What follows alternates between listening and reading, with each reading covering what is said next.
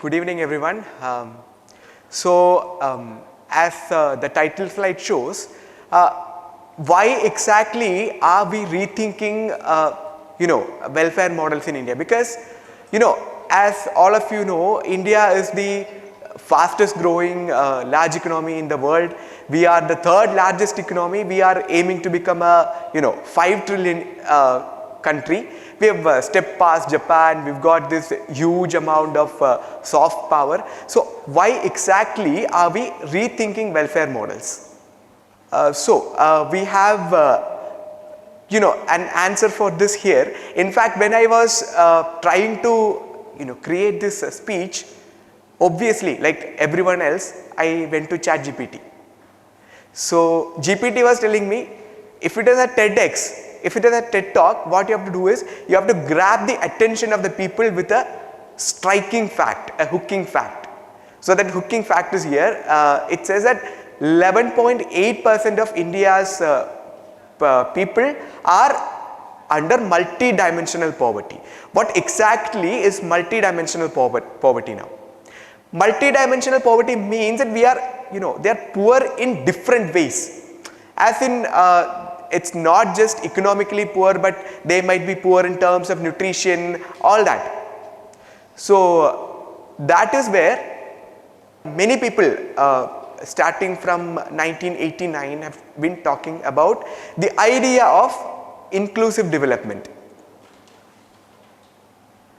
So I would like to define inclusive development as this. Like it's much more than economic growth.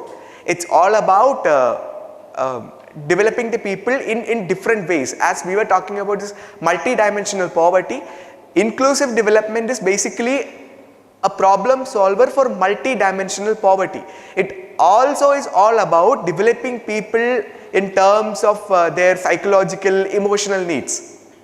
If you compare this traditional models with an inclusive model of development, sad to say that I would be the bureaucrat sitting on top of the traditional model, letting people have things in bits and pieces. That typical person. You have a lot of examples of this, where people are made to stand in queues for to give their petitions, and then we dole out these what we call benefits. But what exactly is a problem with this kind of a development model? The problem is that we never consider the needs of the people. What are the we call them beneficiaries. So what does the beneficiary need? So as it was said in the introduction, I am right now serving as a sub-collector.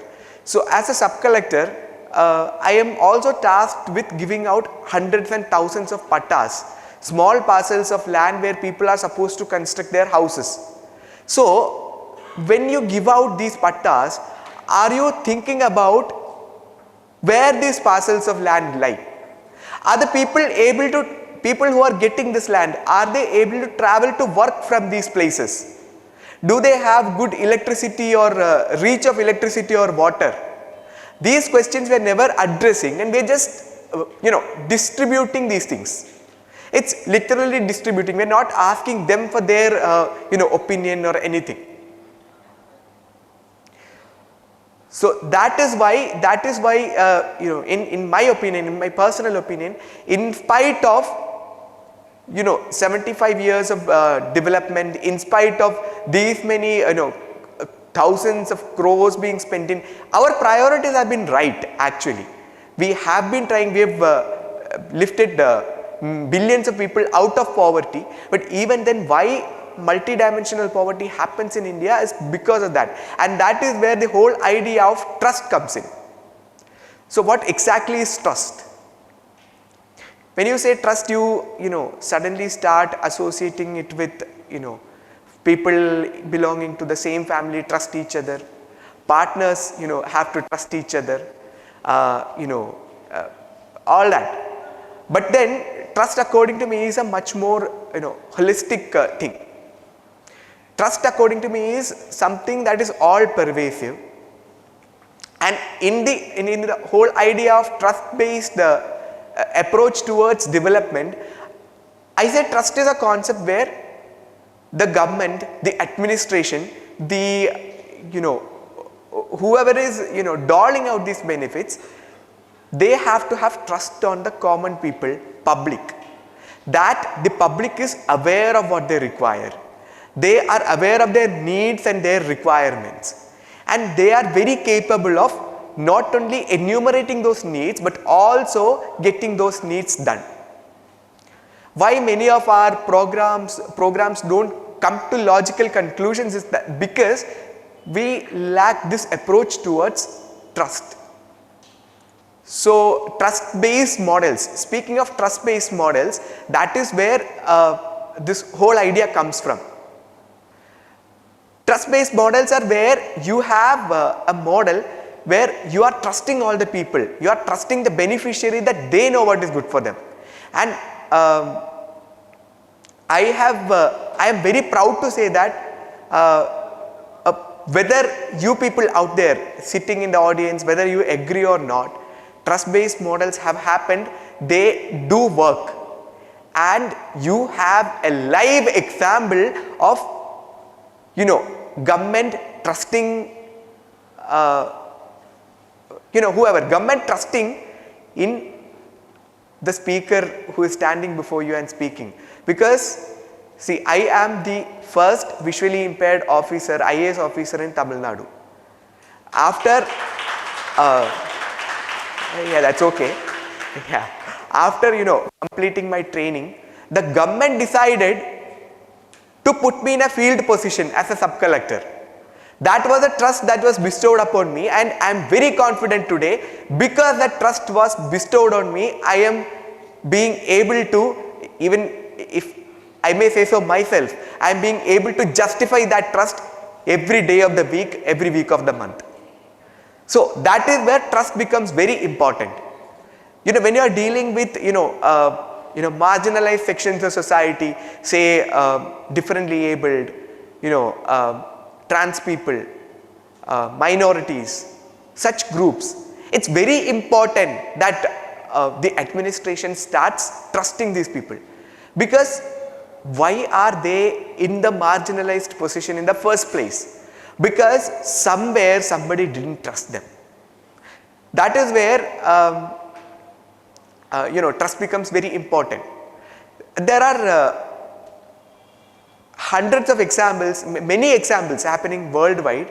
The Thei Farmers Collective was one example from very nearby, but much more near and much more closer to the hearts of many people here. We have the Kani tribal startup in Tirunelveli. Our curator was part of it, I was part of developing the project. Why that became a reality is because we decided that the tribal people have the wherewithal to make such a project successful. If that were not the case, this would not have helped, really succeeded. If we believe that the tribal people lack the knowledge to do that, they did not have the skills to do it. If we continue to distribute things to them, it would not have worked. That is where it created wonders. So hundreds of such examples from around the world. There are places where people are involved in allocating budget. Budget allocation is done by people in people's councils. The government there trusts that the people are good economists. They have the economic wherewithal to allocate money for themselves, and that will make these people really empowered, and the whole idea becomes really sustainable.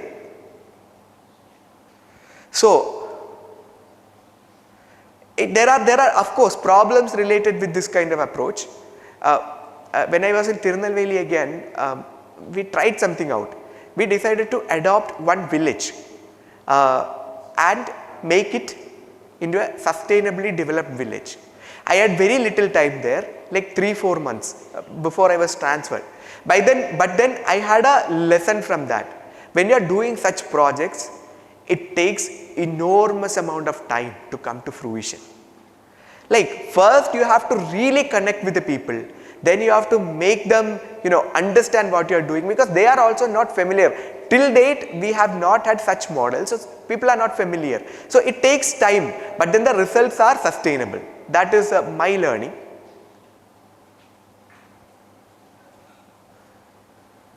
Governments have a critical role in such approaches, because at the end of the day, in a country like India, government is the largest provider of benefits, and government is the largest business owner. Government is the largest everything. So government has got a big role to play in such things.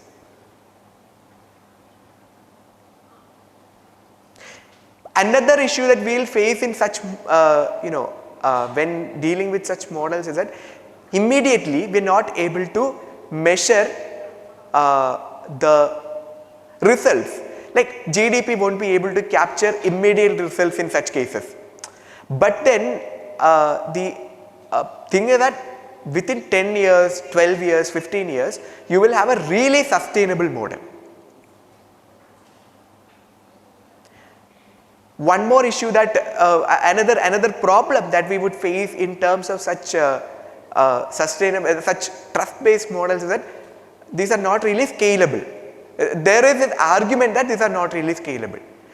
That is because these models are hyper-local. Hyper-local. So what exactly is hyper-local? In these places, Kanyakumari, my place, Trivandrum side, local means something bad. It's a derogatory term.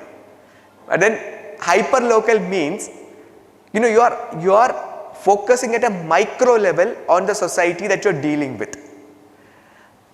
You are focusing on those as like in terms of individuals. You are also addressing their emotional issues, their psychological issues.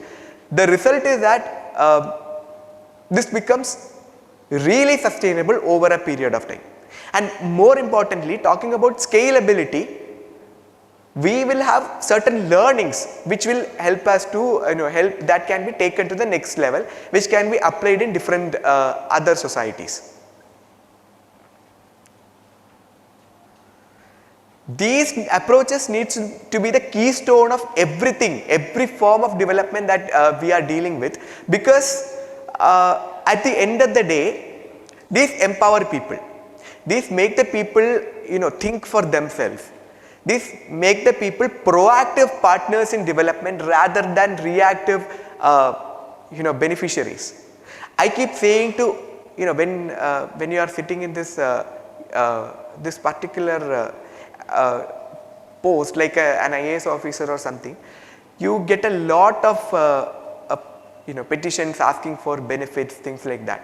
I keep saying to as many people as I can, instead of demanding benefits, try to be earning citizens. Don't try to be beneficiaries, but try to be tax paying citizens. Be entrepreneurs, take the risk, try to be tax paying citizens. You are not meant to be keeping looking out for benefits. You are meant to be paying tax to this country, contributing to development of this country.